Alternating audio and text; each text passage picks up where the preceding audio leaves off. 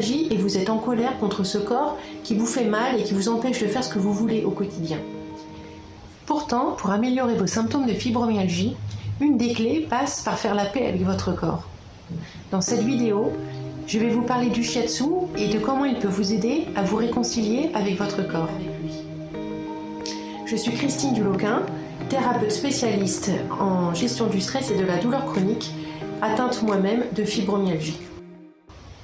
Alors, qu'est-ce que c'est que le shiatsu? Le shiatsu, c'est une technique manuelle japonaise qui consiste à pressionner le corps avec les pouces, la paume des mains, sur un ensemble de systèmes de courants énergétiques qui traversent tout le corps, qui s'appellent les méridiens. Donc voilà, des méridiens, des courants énergétiques qui traversent tout le corps, de la tête aux pieds, devant et derrière, qui sont parcourus de petits points. Ce sont les points que l'on retrouve en acupuncture.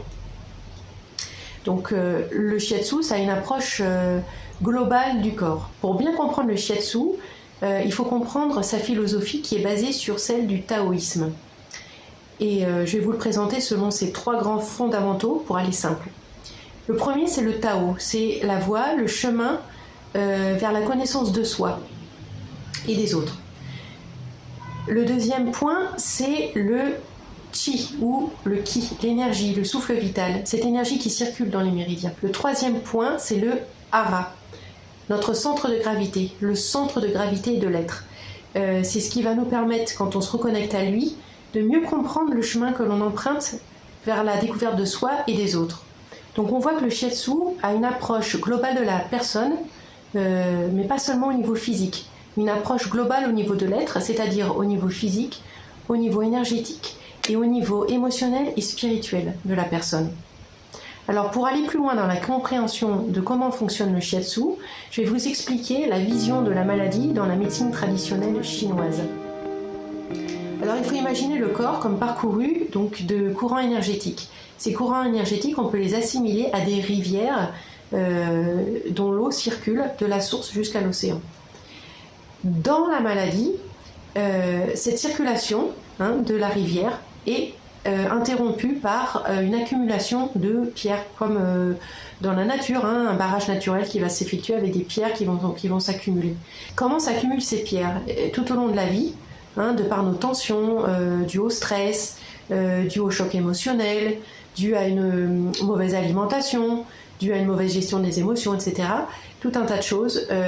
Nous, on va accumuler des pierres, des pierres qui vont bloquer la circulation de l'eau. Alors quand l'eau ne circule plus, qu'est-ce qui se passe? Il va y avoir une stagnation, l'eau va s'épancher, on va faire comme un barrage en fait, une stagnation. Et à cet endroit-là, vont apparaître des symptômes. Donc ça peut être des symptômes de douleur musculaire, ça peut être un mauvais fonctionnement d'un organe, ça peut être une mauvaise gestion des émotions par exemple. Alors que va venir faire le shiatsu? De par ces pressions, le shiatsu va venir défaire ces blocages énergétiques qu'on assimile à des pierres et l'énergie va pouvoir recirculer d'elle-même. Et en circulant, l'énergie va permettre au corps de lui faire son travail de rééquilibrage. C'est lui qui va pouvoir retrouver la santé par lui-même en fait. On va stimuler son pouvoir d'auto-guérison. Pourquoi le shiatsu est si efficace sur la fibromyalgie et sur la reconnexion à soi? Premièrement, parce que le shiatsu a une action directe sur le système nerveux. Il va induire un état de profonde relaxation, tant au niveau physique qu'au niveau psychique, ce qui va permettre au corps de récupérer dans ces moments de détente profond. Les douleurs vont diminuer et la qualité de vie va augmenter, l'humeur va s'améliorer.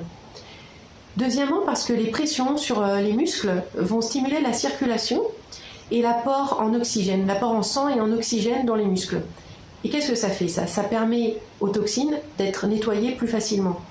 Et dans la fibromyalgie, les douleurs musculaires qu'on peut ressentir, ces douleurs de courbature, ces douleurs de brûlure, sont dues à ces toxines qui s'accumulent et qui n'arrivent pas à s'éliminer des muscles.